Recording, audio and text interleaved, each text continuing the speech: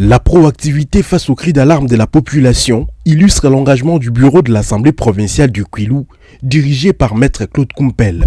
Le jeudi 8 mai, le bureau a dépêché sur terrain son rapporteur, Maître Désiré Yemvela, dans un quartier situé derrière l'IEC Bandundu, afin de constater des visu la situation de plusieurs compatriotes dont les habitations ont été démolies. Sur place, le premier des élus de la ville de Bandundu s'est dit profondément touché par les conditions dans lesquelles vivent ses concitoyens. Bravant les difficultés d'accès, Maître Désiré Yemvela a tenu à visiter chaque parcelle concernée. Au total, 4 foyers ont vu leur maison détruite. Sur les lieux, on pouvait apercevoir de nombreux effets personnels éparpillés, à même les sols. Sensible à cette détresse, l'élu de Bandundu, sous une fine pluie, a pris le temps d'écouter chaque victime. En homme de cœur, il leur a remis une enveloppe consistante afin de leur permettre de faire face à l'urgence en attendant une solution durable. Il en a profité pour donner quelques orientations utiles aux sinistrés dans l'optique d'un règlement apaisé du conflit. Maître Désiré Yemvela est revenu sur les raisons de sa descente sur terrain, soulignant qu'il ne s'agissait pas d'un cas isolé. Nous sommes là parce que c'est le président de l'Assemblée provinciale du Kwilu,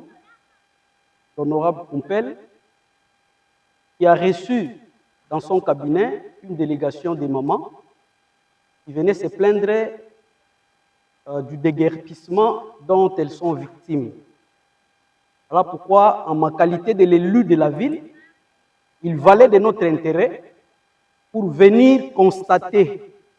Voilà pourquoi nous sommes là. Nous sommes venus constater et nous irons faire le rapport à l'honorable président, ce qui va nous permettre d'entrer en contact avec les autorités judiciaires pour savoir de plus. Parce que jusque-là, nous avons entendu les uns et les autres, mais le fond du dossier, nous sommes encore ignorants. Les bureaux de l'Assemblée provinciale avaient en effet été saisis d'un dossier similaire quelques jours plus tôt, a-t-il précisé. Pas la première, comme vous le savez. Il y a nos mamans, nos papas du quartier Trois-Rivières qui demeurent également dans la même situation. Alors ça, c'est pour la énième fois que nous sommes en train de vivre une telle situation. Et cette fois-là, nous ne voulons pas que cette hémorragie continue. Il faudrait l'arrêter. Donc voilà un peu, nous avons demandé à nos frères et sœurs d'être calmes, de s'apaiser. Nous avons pris l'affaire à main et bientôt, on va leur donner des solutions quant à ça.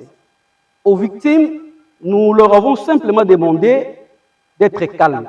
L'affaire est soumise à l'Assemblée provinciale du Kwilu par le biais de son président. Les victimes de leur côté ont salué la promptitude et l'attention manifestée par cette institution. C'est la première fois depuis Makambo et Sala Makato Mona. La délégation assemblée et a visité Bisso a en plus bâti quelque chose et moi là pour la maman oyo va bouki Bisso bandako a tout ça ba famille tout va bouki bandako pour que moula pesa likolo izoya ba luka quand même ndeni ba ko sala po en entendant nous ba vanda pour na babilo na bango epolate.